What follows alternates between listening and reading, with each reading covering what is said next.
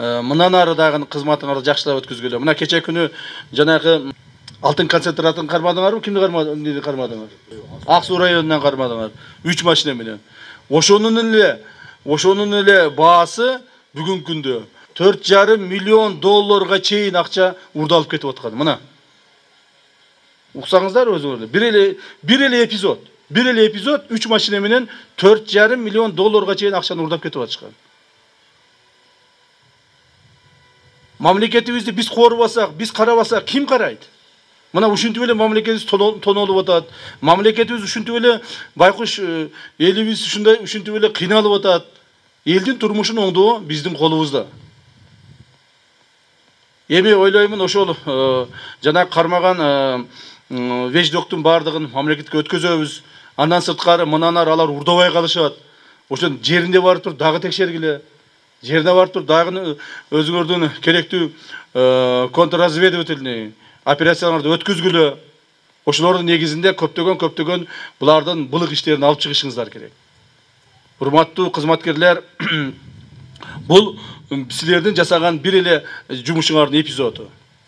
Мындай нерсе көп толуп атат. Көлдүн тегерегинде мамлекеттик кызматтарда иштеген айрыкча элдин баягы канын соруп жегендер, элдин жанагы тендер боюнча 10 сом болсо 5 сомун чөнтөгүнө салып 5 сомун элге иштетип коюп жүргөн кызматкерлер көп. Ошолордун ар бирин кармашыңар керек. Ар бирин. Мындан ары бирөө жарым мамлекеттикин урдайм дегенде ойлонот, коркот. Ушул акыбалга биз алып келишибиз керек. Бул биздин милдетибиз. Ошон үчүн мына бюджет көтөрүлүп атат. Быйылкы жылкы бюджет эле 162 миллиард менен кабыл алынды эле. Азыркы күнү, урматтуу угандар, биз бюджетти 300 миллиард менен жаап атабыз. 300 миллиард менен. Мындай нерсе эч качан тарыхта болгон эмес бир жылдын ичинде. Тарыхта биздин бюджетибиз ар дайым көтөрүлүп турат. Жылына 5, 7, 12%. Но 70-80% көтөрүлгөн эч качан болгон эмес. Эмдиги жылкы бюджетти 400 миллиардга чыгарабыз деп атабыз. Ушунун бардыгы ушу биздин мамлекет кызматкерлерди иштеген адамдардын так жүрүшүнүн эсебинен болот. Мына зарплаталар көтөрүлүп атат. Элге деген жанагы социалдык төлөмдөр берилип атат. Ушунун бардыгы, урматтуу угандар, силердин ишиңер. Башка бирөө келип, асмандан бирөө түшүп, же жерден бирөө чыгып бизге жардам бербейт. Ошондуктан мен ойлоймун ушул темпти, ушу бүгүнкүдөй жумушту президенттин койгон тапшырмасын так жана милдеттүү түрдө, пайдалуу түрдө аткарасыңар деген ишеничтемин. Мен сиздерге дагы бир эле мисалды айтып кетейин. Кече күнү эле, жакында эле, мына бир 2 апта болуп калды окшойт, 2-3 неделе болуп калды. Биздин бир Кыргыз Телекомдун частотасын 12 миллион сомго баалап, 12 миллион сомго мамлекеттин бюджетине акча түшүрүшүп сатышкан. Буквально 1 жыл мурда. 1 жыл эле мурда. Биз келгенге ошо 1 жыл калганга чейин сатышкан. Ал эми биз ошону кайрадан улуттук коопсуздук мамлекеттик кызматынын кызматкерлеринин жүргүзгөн жумуштарынын негизинде кайрадан мамлекетке алдык дагы. Мына жакында эле, мына бир ай боло элек кайрадан мамлекет аукцион коюп сатты. Канчага сатты деп ойлойсуздар? 12 миллион сомго сатылган жыштыкты акыркы мына аукционго коюп туруп 1 миллиард 100 миллион сомго сатты. Мына коррупция мамлекет канча деңгээлге чыгып кеткен. 12 миллион сомдуго сатып жиберген жыштыкты кайрадан 1 миллиард сомго саттык. Эгерде биз ушундай кылып эле өсө турган болсок, ушундай кылып эле жанагындай коррупциянын арасында жүрө бере турган болсок, мамлекетибиз өспөйт.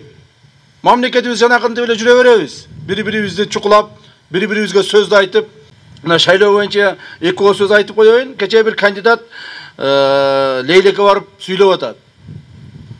Жапаров дейт, тигил президент Жапаров айтып атат, Исхак Разаковду күнөөлөп атат, ошону жамандап атат деп.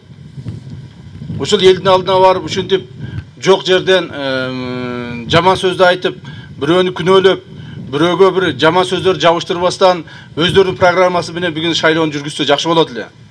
Себеби дегенде эч качан Садыр Нуркожоевич Исхак Разаков жөнүндө оозунан жаман сөз чыккан эмес.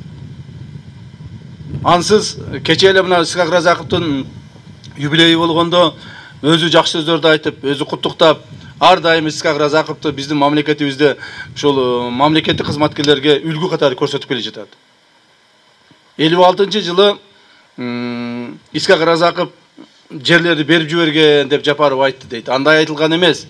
56-жылы Садыр Кожоевичтин айтышы боюнча так маалымат Алабука районунун Көкташ айыл өкмөтүндө ушундай эле бир айылда элдер чогулуп туруп биздин 19.000 гектар жерди Өзбек Республикасына өткүзүп беришкен. Биз эт төлөй албайбыз, налог төлөй албайбыз деп туруп. 19.000 гектар жерди айыл өкмөттүн ошол маалдагы айыл өкмөт, азыркы айыл өкмөт ошол маалда баягы айылдык сельсовет болуп турат беле. Ошолордун чечими менен, элдин чогулушу менен, райондун чечими менен, облустун чечими менен, республиканын чечими менен өткүзүп беришкен. 19.000 гектар жерди. Мына ошол жерди биз алыш боюнча азыр чоң жумуштарды жүргүзүп атабыз кайрадан. Мына ошону мисал кылып айтып атат Садыр Кожоевич. Ушуну айткан. 56-жылы өзүбүздүн аталарыбыз, өзүбүздүн эле ушу жетекчилерибиз жерлерибизди өткүзүп берип койгон деп.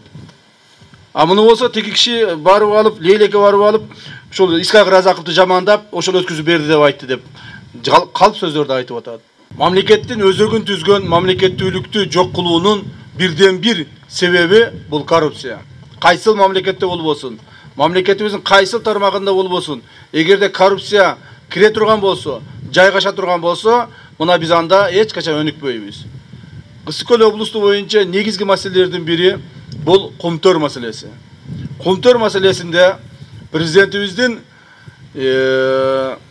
акыкаттуулук үчүн турган кабыл алган чечимдердин негизинде Кумтөр бүгүнкү күндө толук бойдон мамлекет карамагына өттү. Кумтөр бүгүнкү күндө Кыргыз мамлекетинин карамагына өтүп, мына Кыргыз мамлекети кызыкчылыгы иштей баштады. Эми бул жерде өзүңүздөр жакшы билесиздер, жетөгүздүктөр айрыкча, ысык көлдүктөр бул Кумтөрдүн пайда болушун, Кумтөрдүн иштеген жылдарын, бүгүнкү күндөгү иштеп аткандыгы боюнча толук маалыматтарыңыздар болуш керек. Мен ушу коррупциялык жагын айтып кетейин. Кумтөр кени Кыргызстаныбызга иштегенден бери мына 20 май айына чейин 2021-жылга чейин иштегенден бери таза кирешеси баягы налогун, соцфондун, жумушчуларга берген айлыктарын эсептебегенде. Себеби соцфонд, налог, жумушчуларга берген айлыктын бардыгы кайсыл предприятие болсо дагы алып бергенге милдеттүү. Таза кирешеси болгону $84 миллион акча болгон. Урматтуу туугандар. Болгону 84 миллион акча болгон. Бул 24-25 жылдын ичиндеги берилген бизге акчасы.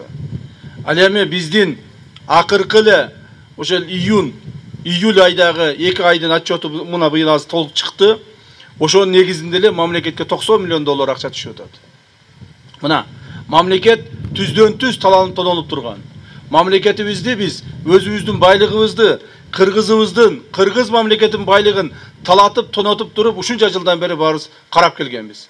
Бүгүнкү күндө ошол Кумтөрдү талатпай, тонотпой, мамлекет Кумтөр тапкан акчаны элибиздин мамлекетибиз жыргалчыгына жумшоо боюнча президенттин так тапшырмалары коюлган.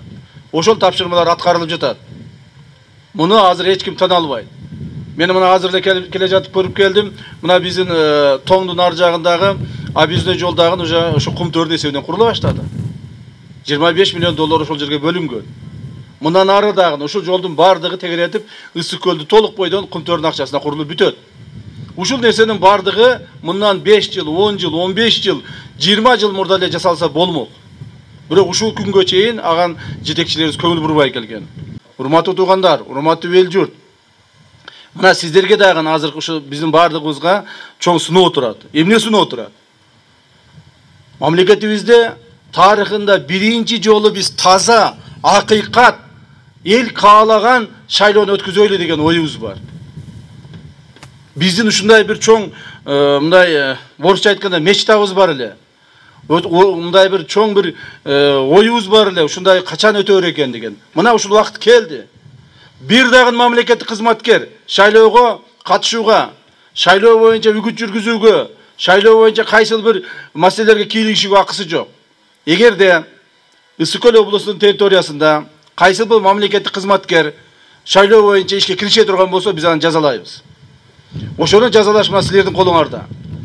Улуттук коопсуздук мамлекеттик комитетинин кызматкерлери ушул маселе боюнча катуу иштешиңиздер керек. Губернатордон баштап, президенттин өкүлүнөн баштап, айыл өкмөттүн жөнөкөй специалистине чейин кийлигишүүгө акысы жок. Бул биринчи маселе, бул административ ресурс деп коет. Экинчи маселе, ошол добуштарды сатып алуу, сатуу боюнча.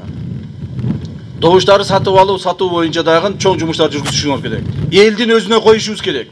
Байлар, акчасы көптөр, же болбосо бийлиги барлар өзү каалаган адам шайлатып алган мезгилден өттүк.